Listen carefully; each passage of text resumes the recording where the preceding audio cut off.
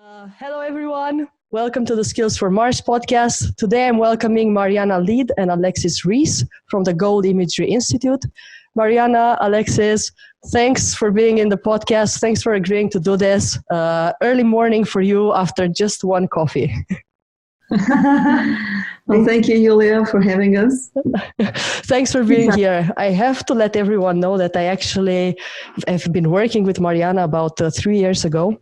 And she has guided me through my ACCT HP path in coaching. And thanks to her, I'm a coach as well. So I'm very, very happy and excited to have you both here so we can maybe bring a bit more light into what ICF means, what coaching means, what's the difference between the different types of coaching, with mentoring, with just therapy, and what other consulting, whatever other forms of coaching other people think there are. So I'm really, really excited to have you here. Well, I think that this is a very, very important topic. Some people get confused a lot about all of these topics. And so I really appreciate that you bring it to the world. Me too. It's been, as I've told you before, it's been a tremendous help for myself. So I would just like everyone to know about it. It's how it is. And I also think it's one of the skills for the future. And I would like to discuss with you about that as well. Mm-hmm. But before we go into that, could the two of you please present yourselves and how each of you got into coaching and how you got it to the point that you formed Goal Imagery Institute? Maybe, so I guess I'll start because I founded this school. So I founded the school in 2008. Mm-hmm. The reason that I founded the school was because I saw so much frustration in the industry. And actually, we can see today as well, people are looking for the right school for them, and it's extremely overwhelming. And part of the overwhelm is that I really don't know any other school other than mine. Now there are a little bit more schools that offer more than at least one niche. Back then, every single school was focused on one niche or one philosophy, or a combination of those two things. Now you can see maybe schools focusing on 2 or 3 different niches, but not more than that. And usually within the same arena. So if it's executive coaching, then it would be organizational and executive coaching, or executive and leadership coaching. So, if it's a career coaching, it's going to be career coaching and maybe work relationship coaching. So anyway, back then it was even more disjointed. And, when you look at any other industry, it doesn't exist. Any other industry, the first foundational course starts with the opportunity for a student to see all of the possibilities and to learn all of the major tools, have like a, not maybe learn all of the major tools, but at least to see the landscape of the industry and to understand what is really popular, what really works, just to get the general idea and understanding what's there. And in coaching, it just didn't exist, and it still doesn't fully exist. So I just saw a blank space that needed to be filled in that sense. There was another conversation happening back then, which is, what is holistic coaching? What is masterful coaching versus just trying to get students to their ACC or PCC or even MCC? Mm-hmm.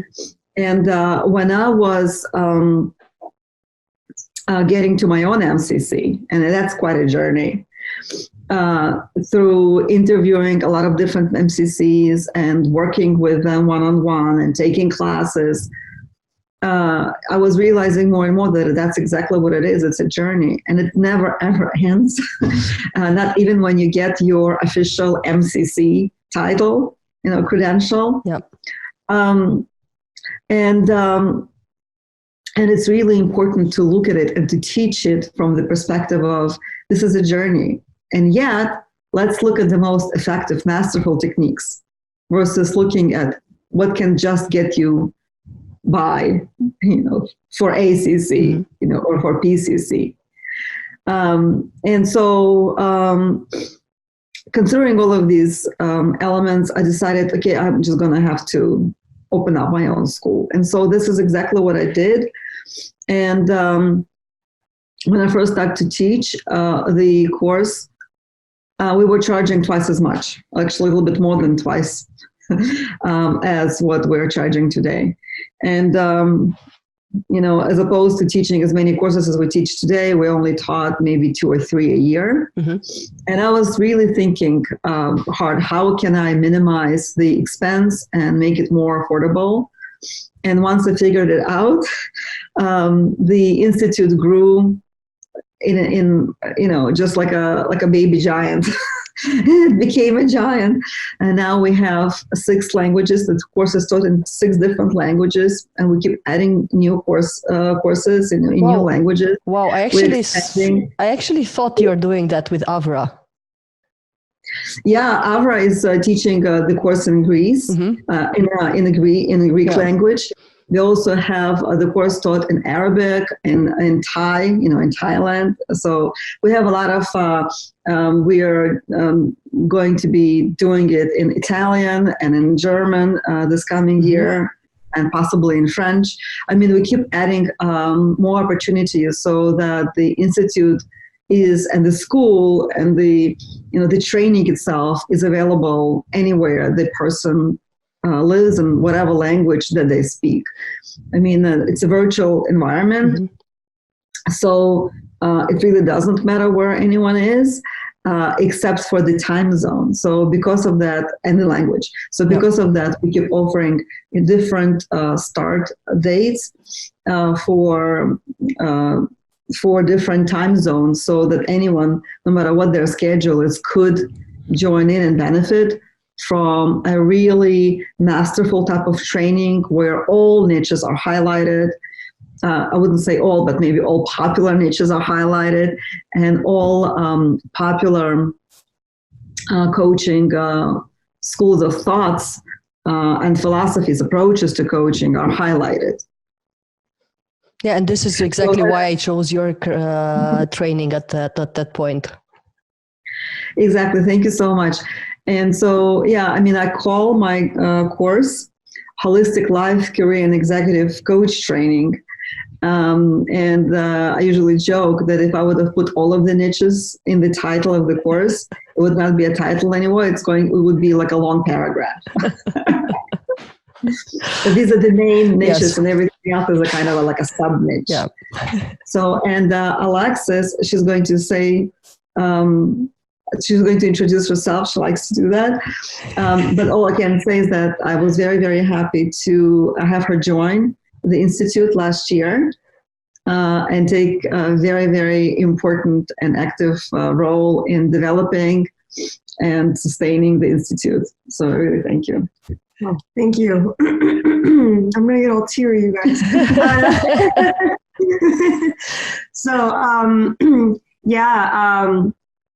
Thank you so much for such a beautiful introduction. You're amazing. Okay, so I worked for really large IT or tech companies, and I basically got into it because of this guru, Marianna right here. She was like, you know what you'd be really good at? And I was like, what I'm doing now, which was, sales, marketing, PR. And she was like, no, coaching. She's like, not that you're not good at the other things too, but coaching. And I'm like, okay. So she got me into coaching, and I was using coaching, and everything I did at that point forward, like even my relationships, I was using coaching in. And so, and I'm sure you might relate a little bit. But yeah, so I was working with, tech companies and massive companies, and, I worked my way up the ladder pretty high up. And then finally I said, you know what? Okay, I'm ready. And so I came on board, and yeah. This is actually really nice, and it's one topic that it's interesting to touch on, Allexis, with you, if you're okay, because you moved from a corporate career into doing coaching, And somehow I feel that quite a lot of people that come to both of you to start coaching are doing this as a change in career. Some are doing it to gain the skill, but some are doing coaching or trying to move into coaching as a profession. Am I wrong to think about that? You are totally spot on that there are a lot of people that do that, but also a lot of times people who are learning coaching and are in a corporate environment end up coaching internally for their own companies as well. So that's really cool. So there's a lot of venues and opportunities, and the field is growing and becoming much more popular by the second. So, for instance, when I first, mentioned coaching maybe 5 years ago, everyone was like a gym teacher, and I was like, no, nothing like a gym teacher.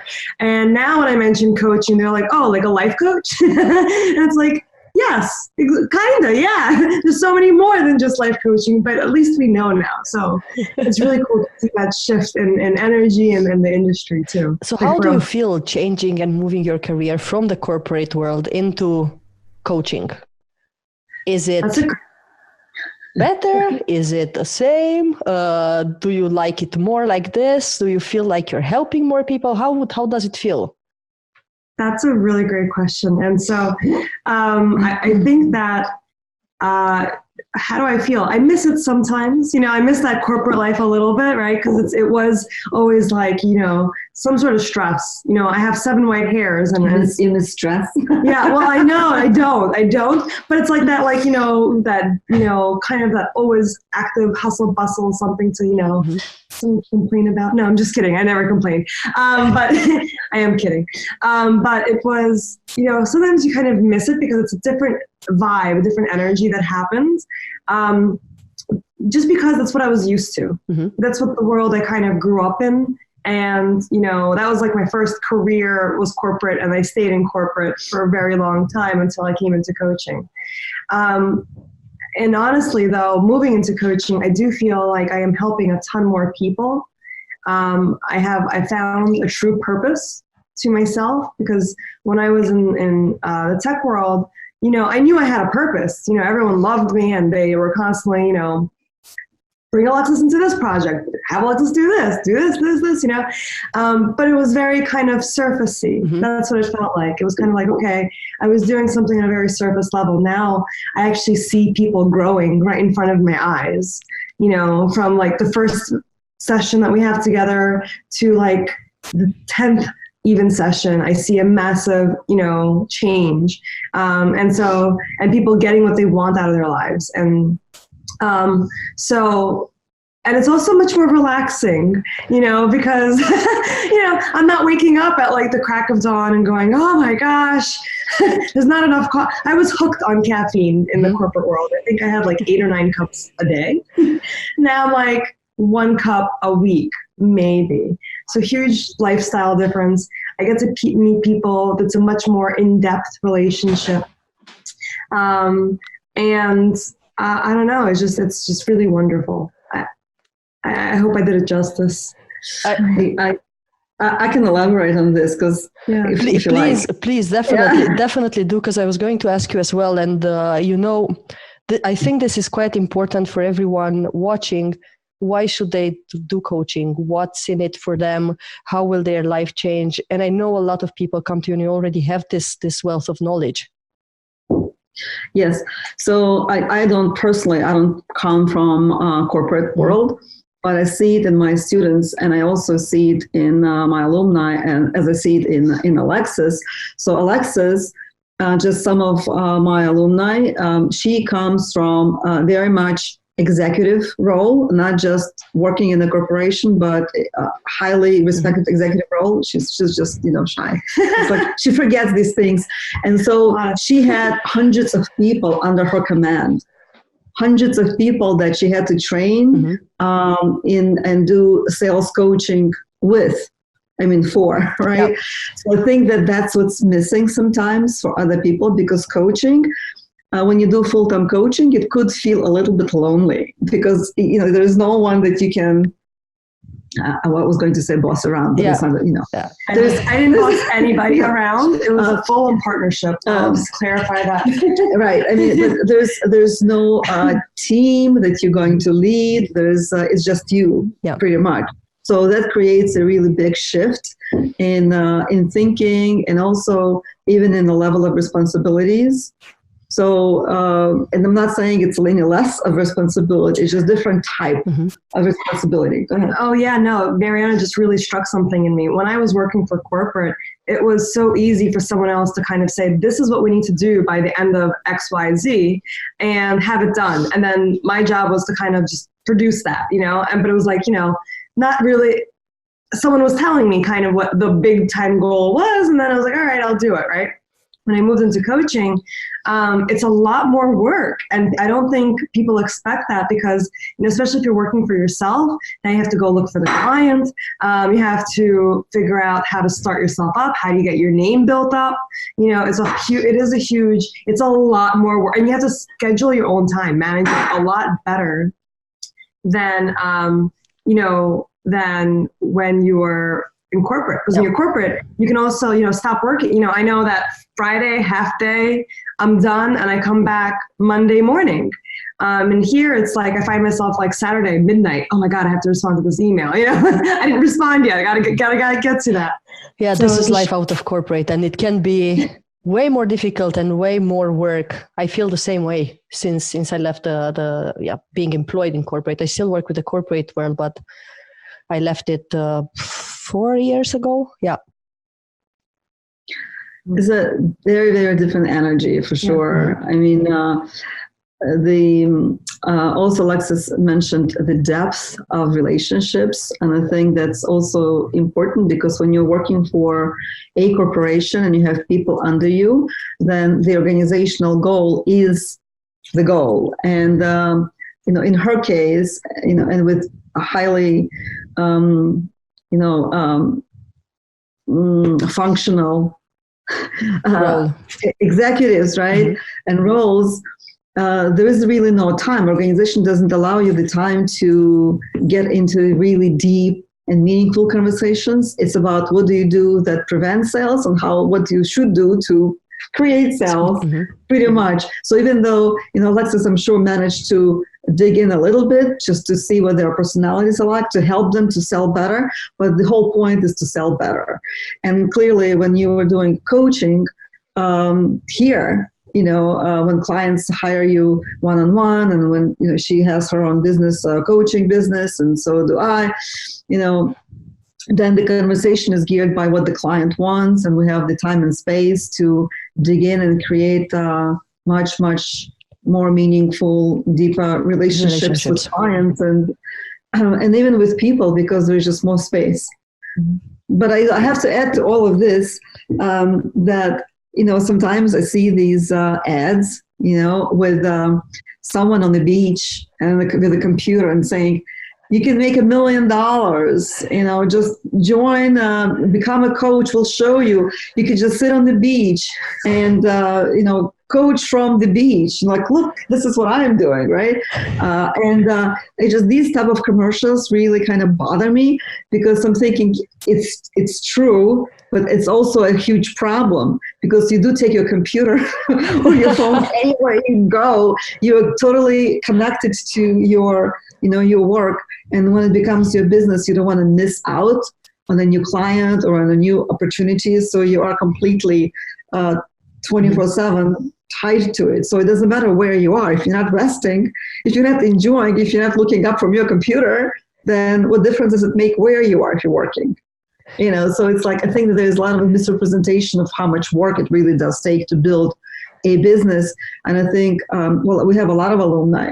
And I have to say that only those who take it seriously and understand that this is not different from building any other business, and you have to still go through all of the steps it takes building a business to build a business. Yeah, you're pretty much an orchestra man when you're running coaching, because you have to, exactly what Alexis says, do everything. It's a small business which is managed just by yourself. So you are the one that has to do PR, marketing, sales, appointments, all the admin stuff, and do the coaching as well, and prepare at the same time and do the research and all of that. So it does take quite a lot of time.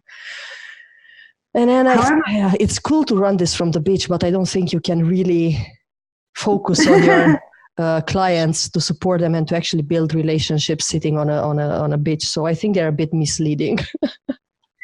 Right. Well, the silver lining is, though, once you have a really nice set client base, maybe you can focus on the beach because you don't have to worry about, because I know some coaches now that have like 20, 30 clients, and they're like, yeah, they're just my steady clients. And then, and it's kind of peaceful for that whatever amount of months that lasts for until you have to, look for a new client. Yeah, because the clients are like, okay, we're good. I achieved my goal. I achieved the biggest goal ever, and now I'm ready.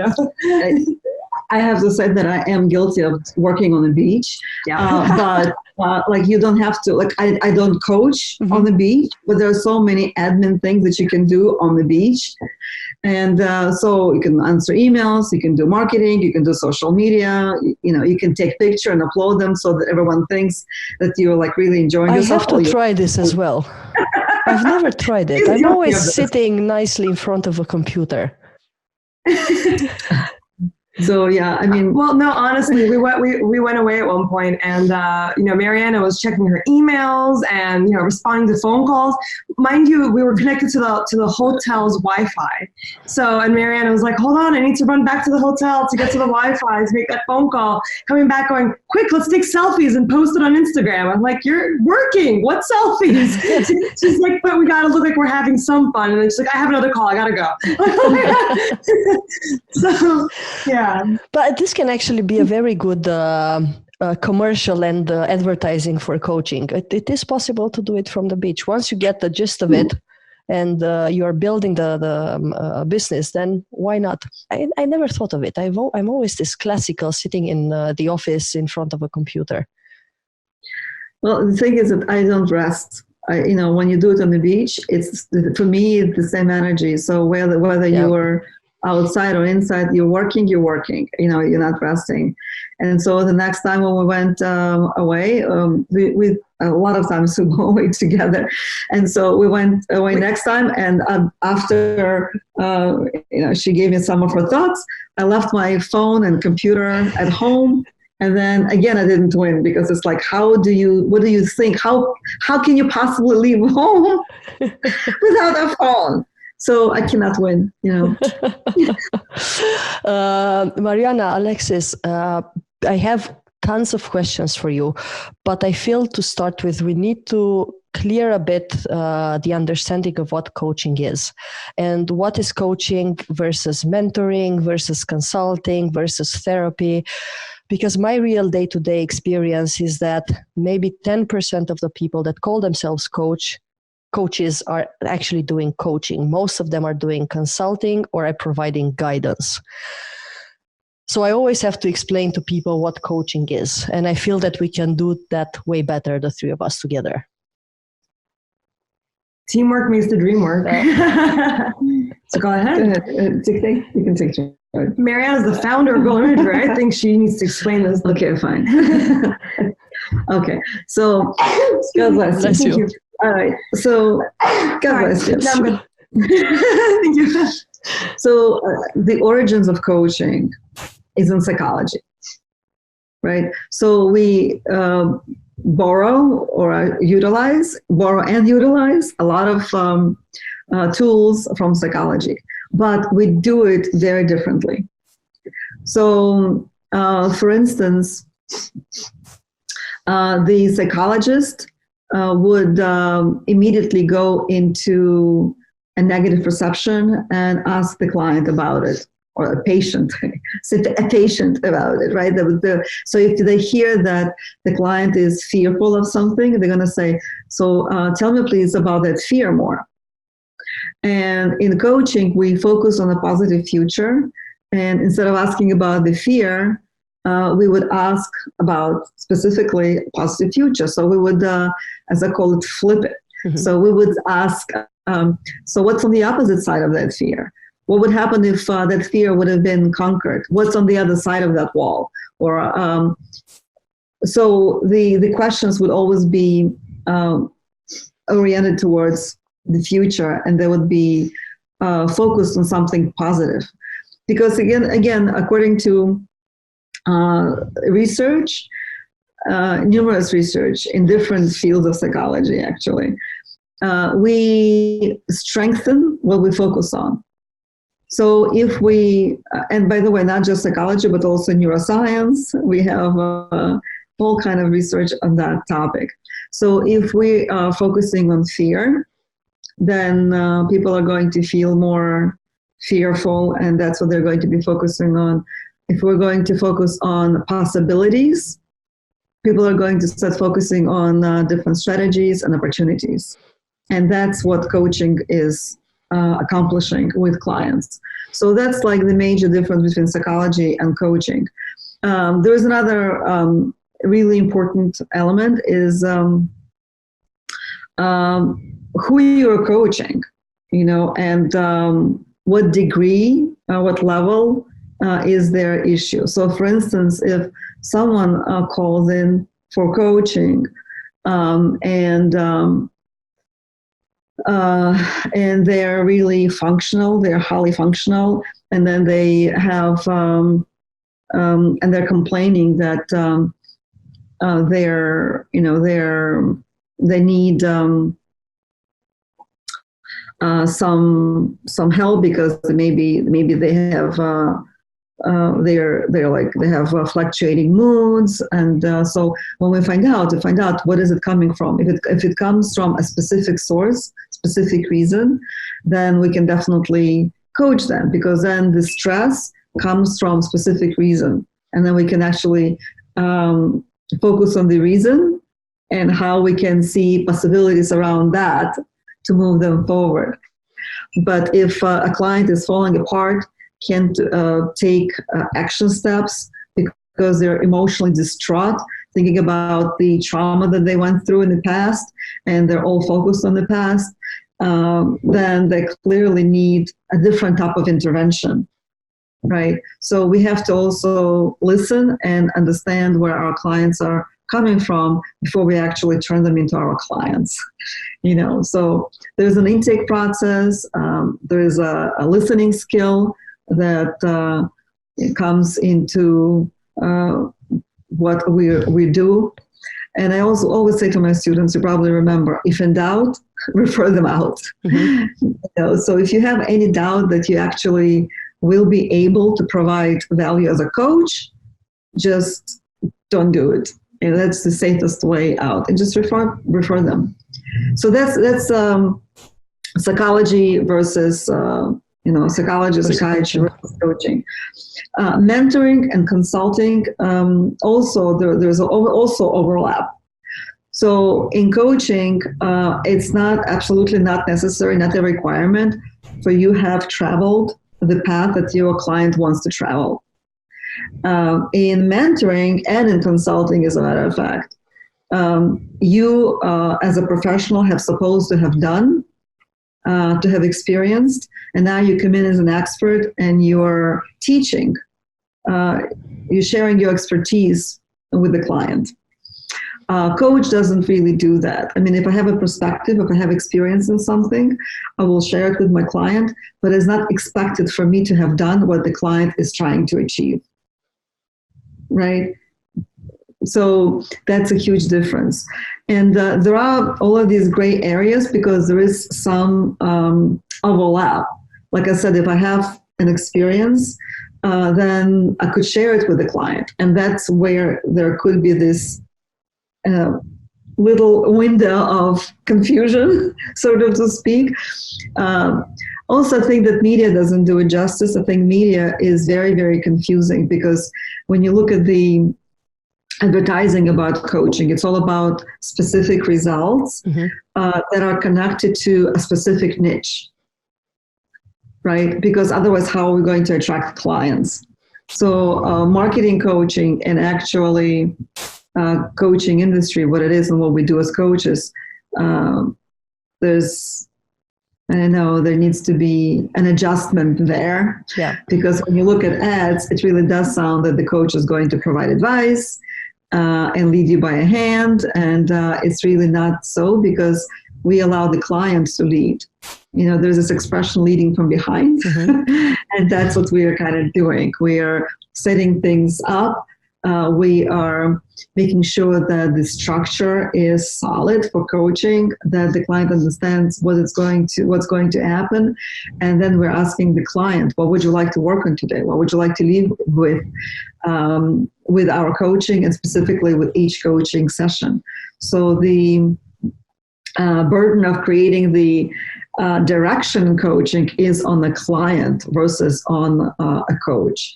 And with a different profession, when clients come in and say, well, I want this done, then the professional will decide on the path forward versus the client. So the process is very, very different. And I actually, that's what I find powerful. I find powerful in coaching, that you are not actually telling people what to do, and their buy-in is way more. It's better because they realize that, hey, these are my ideas, these are my thoughts. It is actually something I can put in practice, and it's based on my experience rather than someone telling me what to do. And not really understanding where I come from, not really understanding my context. Maybe I don't have the tools that they're talking about. Maybe I am not so bought into the journey that they have chosen for me. Yeah, it sounds good. Maybe it would get me to where it should get me, but I'm not so bought into what they're saying, and that usually stops people from taking action. Whereas I always find that if you do coaching and they find their own way, it makes them act way quicker and way better on that, and they actually achieve and get where they want to get. And to kind of add to that point, that a lot of times there's a misconception when clients come in and they think, well, one, we're going to tell them what to do, which is not the case. And two, when they leave the session, they're done.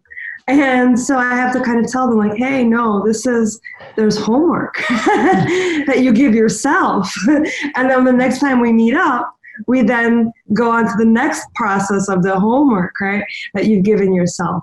And so once it kind of sinks into the client that there's work that they need to do outside of the session, and then come in and start all over, and it's a huge work in progress.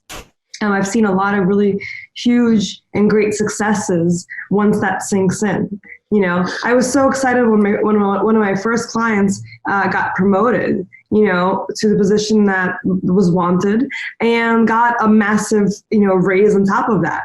And then, you know, when I would share that story with other clients, they were like, well, how did that happen? And I'm like, well, work. And then they would get their promotions and they would get their raises. And then it was kind of like a snowball effect. But, you know, they have to first almost, you know, get that understanding that there's so much to do and be done. And this is kind of like teamwork and brainstorming together to get them to where they want to get to in their lives, whether it's work, family, relationship, you know, whatever it might be. Just an understanding that nothing comes without sweat and tears. Even getting better at your life, at your job, getting promoted, you need to put the work in. Yeah, you know, on that topic, and on the topic of different professions, I have to say that I experience from people who would like to take a training asking me if ICF, International Coach Federation, and my school would accept credits from related courses. In their mind, they're related, and they could be related. Like, for instance, I have a PhD in psychology. I'm a licensed psychologist. I finished whatever, you know, yeah. right? I have a master in psychology. Can at least some of those credits be considered towards coach training when I apply for my ICF credential?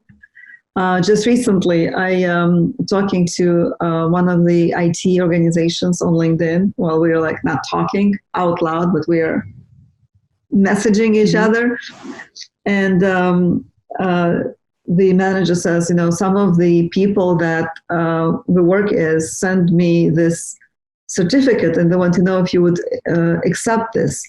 And I'm opening up the certificate, and it's certificate in being a master NLP, NLP master. So now, and just for the viewers and listeners, NLP is a neuro-linguistic programming, and it's one of the communication skills and tools that is really great. You know, those are great skills. But my response was, and is, to any of these type of requests is that ICF only accepts coach-specific training, and specifically for IT companies, right? I was using the same, which is a thing that we do in coaching. We use the client's language. Mm-hmm. So I was using the analogy based on IT experiences and say, well, you know, when you, in IT, there are so many computer languages. And when you complete a course learning a specific language, you get a certificate. But if you want to learn another language and to take another course, right, you wouldn't expect the certificate from one language to be accepted in another computer language program. It does not even make sense, right? So even though these techniques could be helpful and useful in coaching, they're different techniques, right? So this is something that people need to be educated around, and not to feel resentful when they're embarking on this training, thinking, well, I mean, I've achieved so much, I have this much education, how come you're not accepting any of it? Well, that's because it's a new skill. It's something that you do not know yet, and that's why you're here to learn. And I'm kind of, because it's been, I was asking myself, and it's been bugging me, coaching, is it a skill or is it a profession or is it both? I think it's both, very much both. You know, you can't be a doctor without having the skill to be a doctor, right? And so it's the same concept. It's, you know, it's very much a profession because we have clients, and, you know, you can build a whole massive career out of it. But first you need to learn the skills, and you have to do it really well before doing that, right? I'm not going to hold a scalpel if I don't know how to do it. So same, and I'm not a doctor, but the thing is, you know, right? But the thing is, you know, it's the same concept, and, you know, even though, you know, what was it, 100 years ago or so, or how long? It was a while ago where psychology wasn't even known. They were like, what is this? That's why I'm asking, because in psychology you have, right, you have the skills to do cognitive behavioral therapy, right? You're a psychologist and you have this skill. But then coaching, it feels that it was not a profession such a long time ago. It was more felt like being a skill rather than a profession. And now it's getting more and more towards that. It's being regulated. You have rules, you have ethics, you have training around it. But before it was more of a, yeah, am I skillful enough to ask the right questions and to guide a person rather than direct a person? Or at least that's the feeling that I have. But it's good to have you two to debate this. Well, at some point, Freud had no idea what he was doing. He was just observing, right? And then before you know it, now there's universities, and do you want to be a psychologist? There's too many psychologists. Don't become a psychologist, you know? And it's kind of, you know, there's a whole thing that kind of snowballed from that. And what we're seeing right now is kind of the dawn of a new age, and which is coaching. It's the beginnings. It's a little baby birdie coming out of its shell, going, all right, I think I'm starting to be ready to fly. And so it's really amazing because we're getting to see it at such an early stage. And I cannot wait, honestly, to see what it looks like. Hopefully I'm around in 100 years, you know, to be like, you know, I'm going to be like 133 going, I remember back in my day. I hope it's not going to take that long. Right. Yeah. Exactly. I don't think it's going to take that long. Yeah. No, it's not. But, you know, we're going to see a huge shift in everything, and it's already happening in front of us. And Marianna is here from the beginning, pretty much. What makes it be so powerful now? Marianna, I mean, you've really been there at the beginning. You've led ICF in New York several years ago. You have this school already quite some time. Yeah. How did it grow? How is coaching becoming so powerful? You know, I think that when something works, it becomes undeniable. And so when something works and more people find out about it, it becomes contagious. So because if I do something and it really works for me, and I tell my friend or my coworker, then they want some of it too, and that it just catches on fire and becomes popular. And I think it's just going to keep on becoming more and more popular and more mainstream. And just like with the IT analogy, you can know HTML language and dabble in computers, but it doesn't make you a professional. So you can have a skill and not be a professional, computer programmer, or not a professional web designer. You can create your own website even, but still not be a professional web designer. And I think that depends on the level of your training, a level of your experience, and also whether or not you actually charge money and sign contracts with people. So, coaching only becomes a profession for a person, for an individual, when they have sufficient training, when they become credentialed, and when they sign contracts with each client, and charge money, so that it's not a hobby. It's actually a service that you provide for pay. Is it getting more and more regulated as a profession? Because at least, I'm not sure how it is in the US. UK, I feel that you get more and more training, more and more certifications. Some, I think they're still doubtful, but the other countries, I hear people who go on a 2 days weekend course in coaching, and they call themselves coach.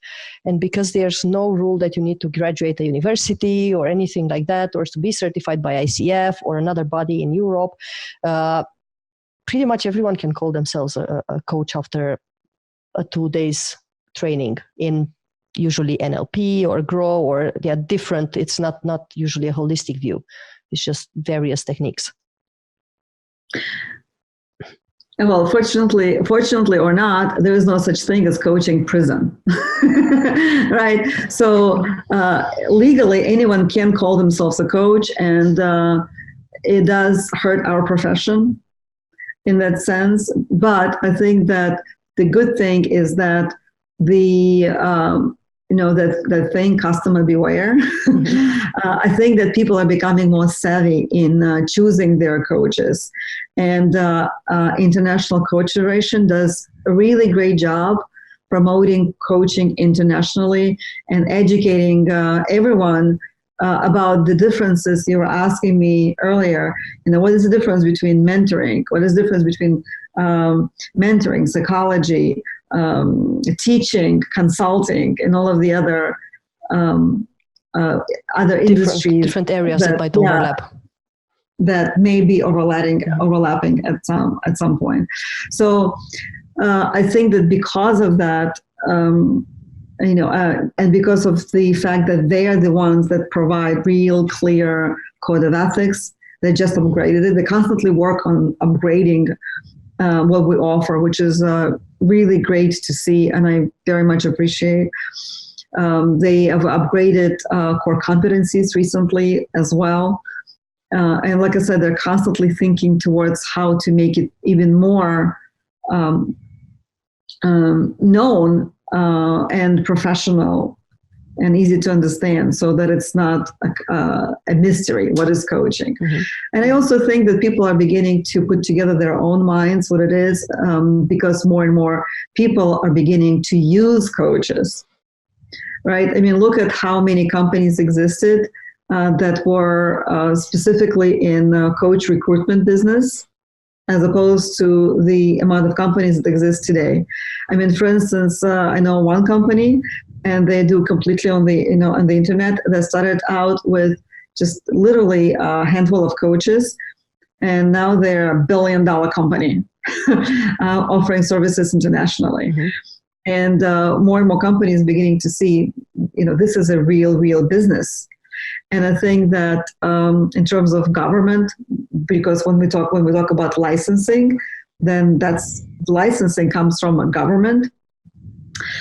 So just like as with the psychology field, I think that when coaching makes tons and tons of billions of dollars. It will start to be regulated more and more.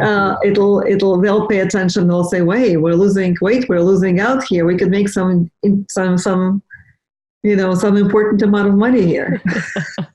I mean, so it's kind of like to get onto that point. I remember being in college, and I remember taking psychology class, and the teacher going, technically after the 6 months, you can technically call yourselves a psychoanalyst. And I was like, what? That doesn't sound right. And so like even now, there's like little quirks here and there with like different fields where it's like you could do 6 months, on here or a year there. But the overall is regulated, And so I think that, Marianna has a brilliant point that, it took on, a certain amount of people getting to really be aware of what something is, and then saying, hey, I don't want to just have to always do research and be on my guard, right? I want to be able to say, okay, I'm going to a psychologist, I can go to a psychologist, for example, right? And the same thing is going to hopefully happen in the future with coaching. Yeah. So brilliant. I hope so. I hope so as well. By the way, I'm going to ask a controversial question. What do you think about Tony Robbins? I don't think about him. No, I'm just kidding. He's so dreamy. Yes. I think about him all the time. I have to admit, I was a friend of mine told me, hey, you have to look at Tony Robbins. He's a really tremendous coach. And I was able to watch about 30 minutes, and I said, nope, he's not a coach. What makes a good coach? So moving forward from Tony, what makes a good coach? How would someone recognize a good coach? I think that ICF offers the best description. Mm-hmm. They actually go into a lot of detail. And I think that they did this because we were asked this question so many times, and they wanted to have a uniform official uniform response to these questions. Because in the past, you ask, well, what do you do as a coach? And coaches like literally would start mumbling. I think there was some video that I saw, unfortunately I didn't save it, where someone is asking a series of coaches, and they're all PCC and MCC coaches, what is coaching? And they're all mumbling. It's a mouthful when you have to explain it. It can take a certain amount of time. It's that, and then also sometimes people say the same thing. That could also be confusing, because it could also be something that a psychologist would say, or an NLP master would say, or a Reiki master would say. Like, for instance, very common response is, I help people to achieve their dreams. Yeah. Right? So my third grade teacher could have said that. You know what I mean? Exactly. A teacher. Right, yeah. Right. I have other professions that could say that as well in mind. Right. Yeah, exactly. Lots of professions. Such a bright and beautiful side to that. So many professions do help us get to where we want to get to. But that's just, a little bright side to that. Okay, go on. I'm so sorry. No, that's a good point. So what the coach does, when we look at core competencies, and all of the core competencies are not just pretty words. It's what we do during every coaching session. And to do it right, we go through a lot of training to do these core competencies right, to do them justice. So when you read them on the paper or on the website, it all sounds really easy and understandable. It's like, oh yeah, listening, I know how to listen. Oh, create awareness. Well, I have awareness, and I respond with awareness, to people I speak with. But this is very different type of listening, and very different type of awareness that we are talking about when we're talking about what you do as a coach. So there is a coaching structure for the coaching session. And it's also very flexible. And by the way, another parallel between coaching and other industries is an acting field. You see a lot of actors doing coaching or offering coaching as a second profession because they don't work 24/7, or just moving from acting into coaching altogether, because coaching is really based on improvisation. You never know what the client is going to bring specifically. You never know what mood your client is going to be in. You have to be very flexible with all of your skills and to be able to jump in, jump out, to be very flexible in what tool to offer. And if the client says, no, I don't think so, pull something else out of your sleeve really quickly, or just keep asking provoking, meaningful questions that will help your client to create more awareness and move forward, right? So all of that happens so quickly that there is really no time to think unless you have a great foundation underneath your feet. And that can only be done with a really good training. So we do a lot. We listen from perspective of a coach. So how do we listen? We listen for possibilities versus listening for childhood drama, trauma, complaining. We also know how to be a mirror, and not just by reiterating what the client said, but by reflecting what we noticed that may be a blind spot for the client, or maybe we noticed a pattern that the client isn't noticing, or maybe noticing but kind of not doing anything about it. So we're doing a lot of, so this speaking about bringing awareness. So we do that through specific techniques that make people feel built up versus put down. So if I would go to a coach right now, let's say I've never done coaching, how would I recognize if someone is a good coach in front of me, if I should continue the sessions with them?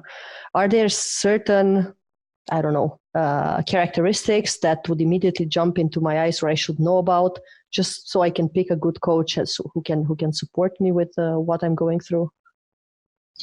Yes, I think that a good coach will make you feel just a little bit uncomfortable. Okay. So asking the tough questions that no one has asked before. Asking tough questions, and probably the first question that's going to be very different from any other profession will be when you're already in the coaching session, whether it's a sample coaching session or the first sessions you're paying for, will be, what would you like to leave with by the end of our conversation today?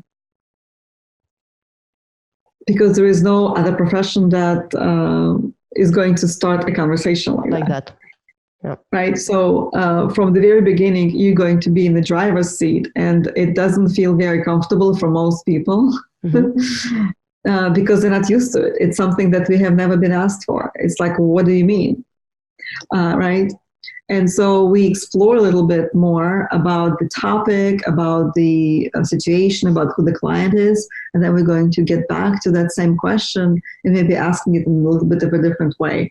And hopefully by then the client will kind of understand, oh, now I really can figure out what we could be possibly ending up at the end of the hour, so that I feel that I actually accomplished something. And so that is a very, very crucial thing. A good coach listens and doesn't interrupt. A good coach makes you feel that you have the space to really think. A really masterful coach is not going to start asking you from the very beginning of the coaching session, what do you want to do about it? I call these type of questions do type of questions, right? So instead, a really good coach may ask, what would you like to explore that may help you move towards, the goal that you want to move to? So the good coach will open up the space for exploration. The good coach is not going to be asking you about your trauma, drama, or your fears. It's going to... They won't even focus on it at all. Yeah. At all. A good coach is going to focus you on positive outcomes, possibilities, strategy, thinking, creativity. a good coach is going to is going to make sure to remind you how much time you have. And still, even though the conversation is going to be fluid, but the good coach is still going to keep the structure of the coaching session so that it's not all over the place, and will allow the client to be where they need to be within the conversation, yet reminding them what the topic actually was from the beginning, and then asking the client if the client wants to change the topic or get back to the original request. So it's just a very, very different feeling. It's a very, very different skill set. And I don't know if our listeners can digest all of that. But it's also, just like with any other service profession, I think that a lot will depend on personal energy and chemistry between the two people. So sometimes you go to someone, it could be a law office, an accountant, it could be a doctor, or it could be a coach, could be a mentor, consultant, any service profession. And you go there and you heard like really lots of good things about that person. And then you sit down with them and something doesn't click, and that's okay. Yep. Or the other way around, something can really click right away, and then, without even recommendation, you can start a conversation with someone at a networking party, and you're going to just feel that this is the right coach for you. I would actually recommend to start, just for the safety, to start with the ICF portal, because ICF has the list of all of the credential coaches. So clearly, credential coach doesn't mean that they're going to be an excellent coach or that they're going to have the right energy with you, but at least you'll know that they have a basic training. Yes, plus they're following some ethical guidelines, Exactly. which are very important in coaching, which I like that about ICF. And it's something that us millennials do. When in doubt, we Google. Yes. What are the reviews? Yeah, it helps, but I feel that somehow it's misleading as well with the reviews, because you never know who's going to leave the review, and usually it's the disgruntled people that leave a review, or the very happy, but then it might be just the chemistry and not the coaching skills. So yes, you have. Well, on that topic, I recommend looking at LinkedIn profiles, because on LinkedIn, it's a professional social media platform, and you can't copy and paste someone's response, but you also don't have to post a response that you feel is not fair and it's not helpful. Yeah. But you can tell, like for instance, if a student who wants to enroll in a course that is taught by me, they can look at my profile and they will see over 170 recommendations just for the courses, specifically coaching courses that I taught from my alumni. And what I like about LinkedIn is that you can actually click on the profile from the recommendation and see who is talking, like who is providing that recommendation, and get a feel for what type of people are going to be in the course with you. And so, there are so many other schools, and honestly, it's like, I haven't seen any other school with as many recommendations, or even a third of it. And schools that are kind of have been around longer and larger than my school. And I think that it really depends on the level of care that you provide for your students and how much you're really into it. Because for me, my institute is my baby. Plus, I think the opportunity to do live coaching that you've provided to us as students, and really try your skills throughout the course with actual people wanting to be coached. I think that was really, really, really, really good, really key into making us believe in ourselves that we can do it. Absolutely. No. Was that something? You have so many people coming to you to do coaching, right? And then I asked you what a good coach looks like. if I'm going to be coached and I'm going to someone to ask for support on my journey.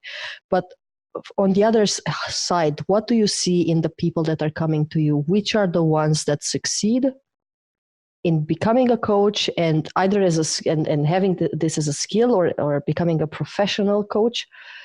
And where do they derail? Where do people derail and not make it until the end of the course, or even becoming a coach?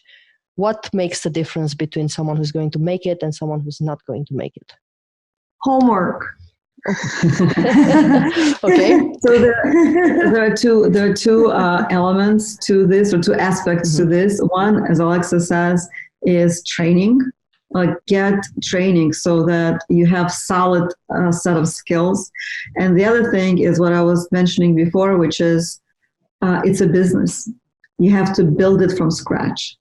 And there's no magic to it. You have to invest time and money, but mostly time, and be consistent, and create a marketing and business development plan. And I think partly because of it, I invited Allexis to join the Institute to help our alumni to really go out there and build their businesses and sell what they have. Because you can be the best coach, but if no one knows about you or your services, well, then what's the point? On the other hand, if you have nothing to sell, or if your product is not a good, solid product, then there's no business to be had, either. So it's a really like a two-prong. There's a two-prong approach. So first things first, get the training, and then start to really understand what it takes to build a business and how to run it. And we're actually going to be offering a program on sales and marketing that is going to be led by, Allexis, because she's a savvy professional in those fields, and she's she's so gentle though, she's gentle, but she's firm, gentle but firm, she will make sure, just like she also teaches we both teach classes, coach training classes, and I hear from her students how they really perform really great, and they say she's so nice, and yet there's a discipline in every single class.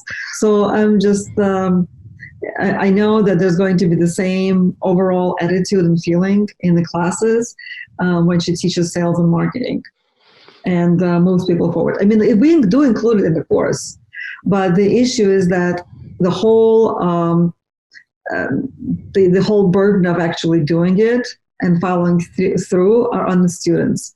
And a lot of people just need extra time to understand what's there, to ask questions, and to make it more applicable for themselves, because they all have different strengths, and what's right for me is not right for them.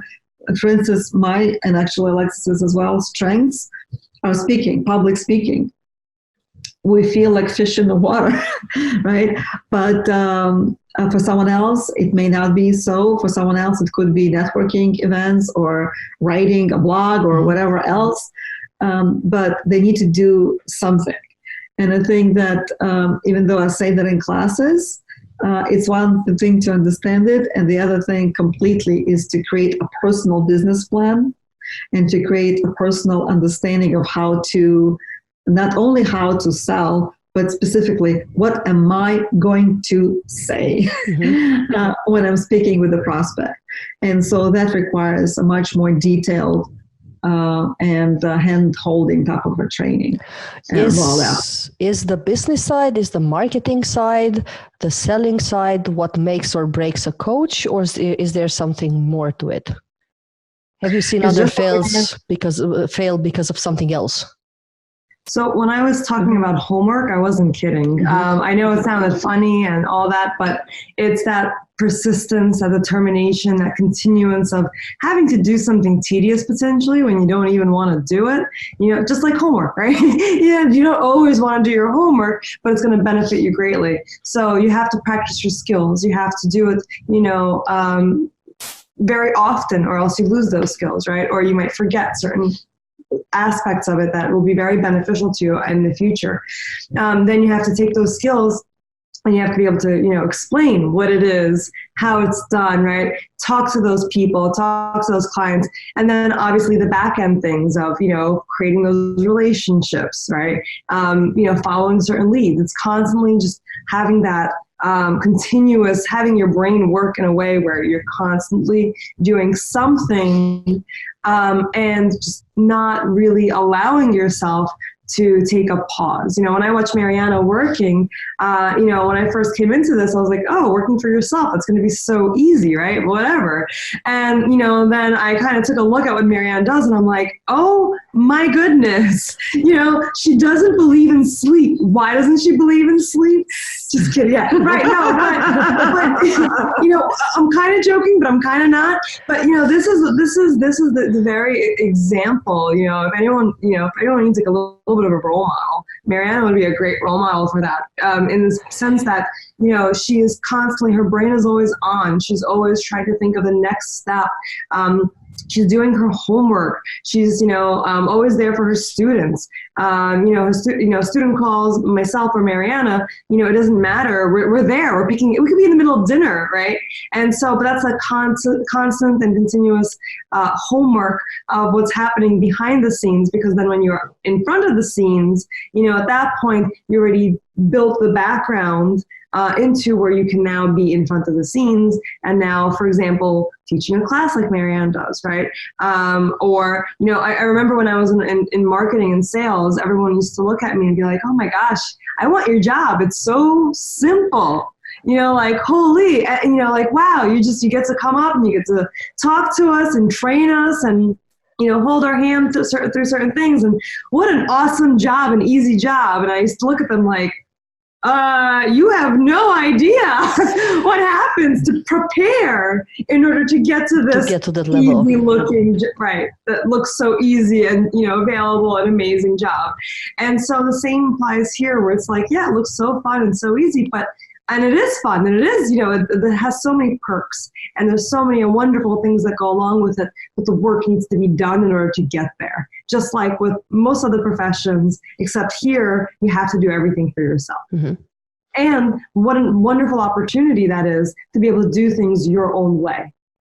True. Versus, right? And so that was one of the most beautiful things about coaching is, yes, there's ethics, yes, there's, guidelines we have to follow, but in the long run, you are getting to set your own schedule, your own, your own workflow, your own energy, your own your own approach. Yep.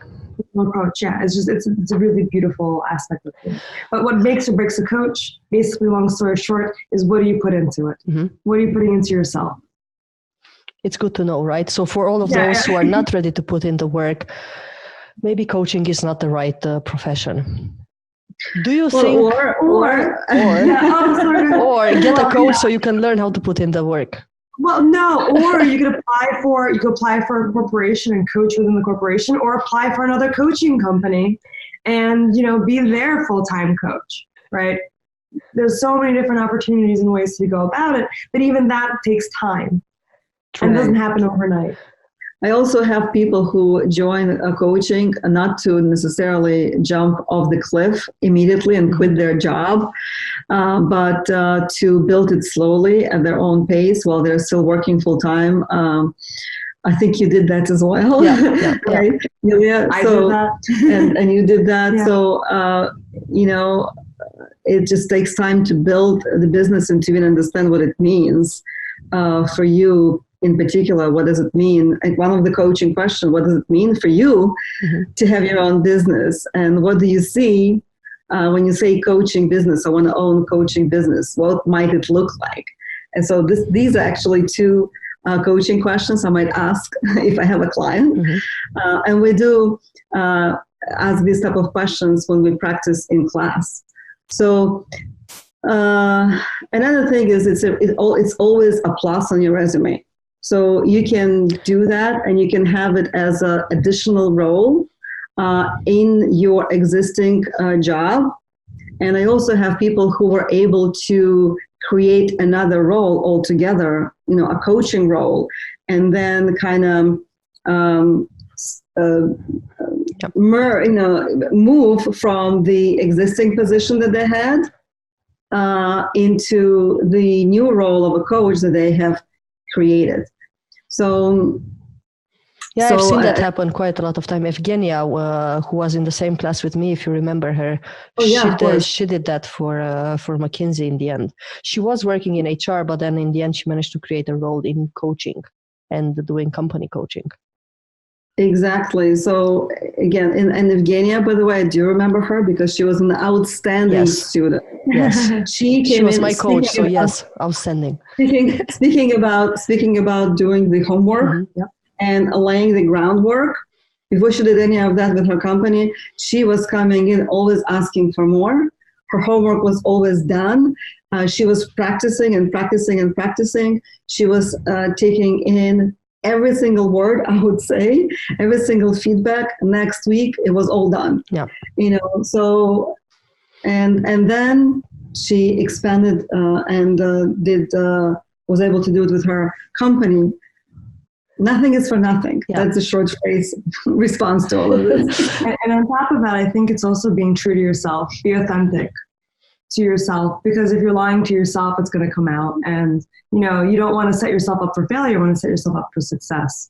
So believe in yourself, be true to yourself, if that's what because I recently also had a student that actually, and also a massive company, she, was like, I don't know if I want to be a full-time coach all the time, but I do want to coach. And she was like, but I still love certain aspects of my job. And same thing happened. She created her own role within the company. And that obviously also happened with a little bit of brainstorming on how to sell it. So there's many different venues to go around and be successful coach, or, for yourself or for others. It doesn't matter. Another thing is to really, if someone is really committed to it, and let's say they're trying something and it doesn't work, I think that to hire someone, maybe even one-on-one, not necessarily Alexis, but someone like Alexis, or Alexis, would ensure that they will get there. Again, if they do what she says, because even in my classes, right? I mean, we were talking about Evgenia like a second ago, right? I mean, I could be the best teacher. I could provide the most amazing feedback. But if a student doesn't do their part and come back without having anything done, what can I possibly do? So the same thing with sales and marketing. But if they feel stuck and they're still committed, that's really all that it takes, because they're going to get there eventually, with the right help. Good to hear. Do you think it's already full numbers? Can people still try to make this shift, learn a skill, or move into this profession?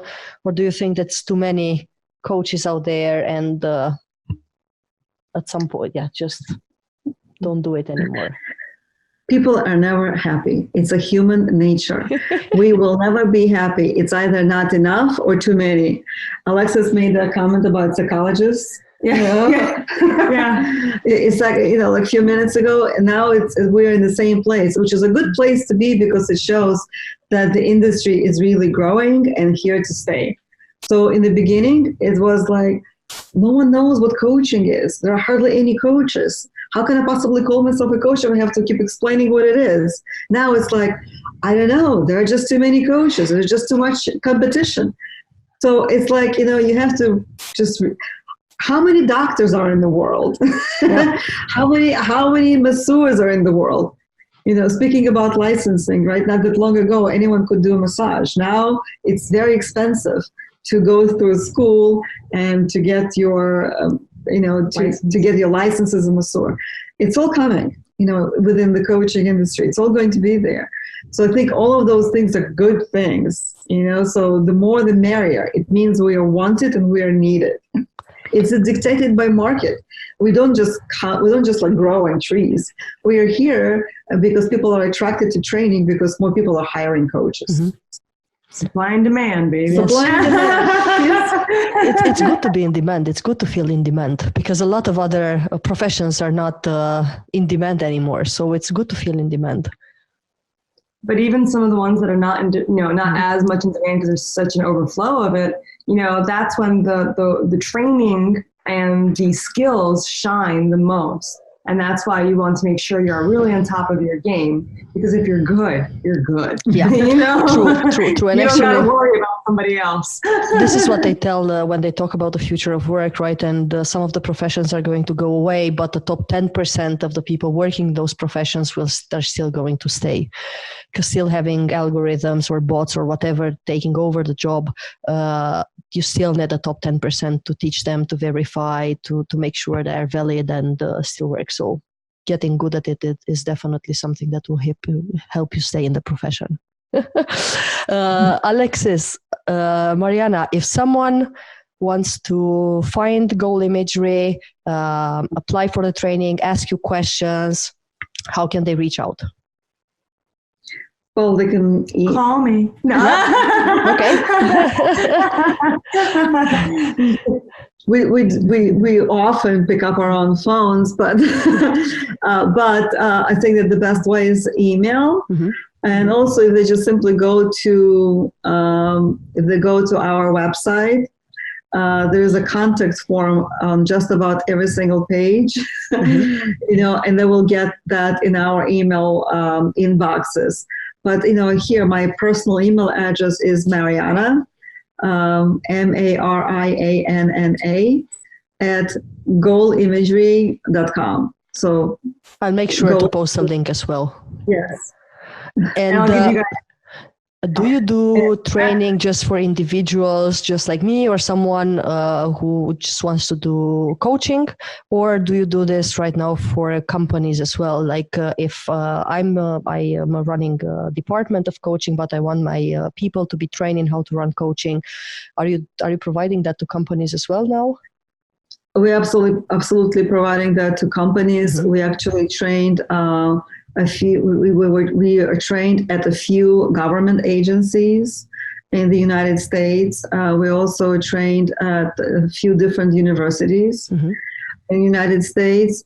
We had a few cohorts of nurses in leadership specifically. We did that. And we're definitely going to be expanding. We also taught a course for IT, employees. And we're coaching a few IT company employees. And actually, if there are any requests for that, then Allexis takes charge of that. If you email me, I will definitely forward it to her. But her email address is Allexis with double L, Allexis at goalimagery.com. And so, yeah, we're going to be doing it more and more. Perfect. Good to hear. Thank you for asking. And this is, just to remind everyone, this is part of the ICF credentialing as well. They can use the credits for ICF credentialing afterwards. Mm-hmm. Yes. Right. Yes. I thought you were making a statement. No, yeah, both of them, because it's been 3 years, so I'm not sure of the developments or if anything else has changed. And I'm ashamed, but I did not check on the website with all the credits and everything. So I said, okay, I'm going to ask you live. And so, but not only that we offer a coach training, we offer coaching services, like internationally, pretty much. Because we do have now coaches in different languages as well. Even though Allexis is totally focused on the United States market. English-speaking market, let me put it this way. What we're looking to create, we're looking to create jobs for all of the alumni who have become great coaches, and hopefully involve as many of them as possible. Many who want to get involved. Right? Yes, exactly. And so we're going to be doing it virtually. We're going to be offering a lot of virtual coaching assistance, and we have been doing it already. But we also want to expand in doing it on site, because we do have coaches literally in every single state. of the United States, and also in UK and other. They're global. And Australia, and New Zealand, Thailand, and other language countries as well. Yeah. Greece, yeah. So London, we have them everywhere. We're #blessed. I'll make sure to put the hashtag in on Instagram and all of the other social media that accepts hashtags. Allexis, Marianna, thank you so much for doing this again early in the morning before Christmas with just a cup of coffee in front of you. Thanks so much. I'm really thankful. Thank you for having us. This was such a joy and pleasure. We had a lot of fun. To all of your viewers and followers, thank you, and thank you for your interest in coaching.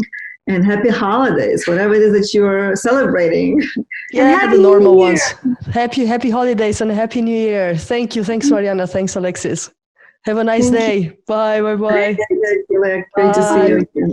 Bye. Bye.